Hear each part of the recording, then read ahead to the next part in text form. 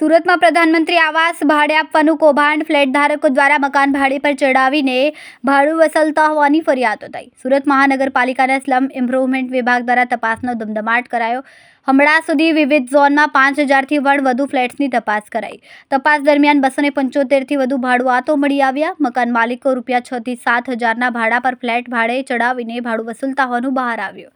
આવા ફ્લેટ ધારકો સામે કાર્યવાહી કરવા તંત્રની તૈયારી. પાલિકા દ્વારા આવા ફ્લેટ ધારકોને પ્રથમ નોટિસ અપાઈ, ત્યારબાદ ફ્લેટ જપ્ત કરીને પોલીસ કાર્યવાહી કરવા સુધીની તૈયારી બતાવાઈ.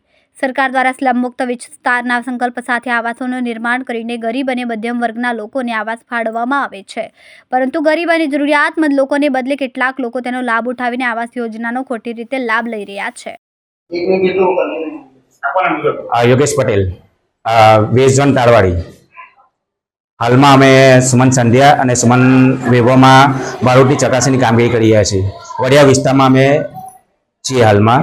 હવે એમાંથી સુમન સાધનામાંથી હાલમાં 3 ભાડું અમને મળી આવેલા છે. બાકીના જે ચકાસણી કરી છે એના પોતાના માલિકી છે, તેના આધાર કાર્ડ ફોટાવાળા પ્રૂફનો વેરીફાઈ કરીને ચકાસણી કરતા છે. હાલમાં 10 દિવસથી કામગીરી ચાલે છે. આગામી અમુક જે બાકી છે એની કામગીરી છેલ્લા 10 દિવસમાં પૂર્ણ કરશું. કેમેરામેન સેનિલ વિરાણી સાથે વિશાલ છેઠા, માનવ પ્રભા ન્યૂઝ, સુરત. અમારા વિડીયોની નવી અપડેટ મેળવવા માટે સબસ્ક્રાઇબ કરો માનવ પ્રભા ન્યૂઝ ચેનલને.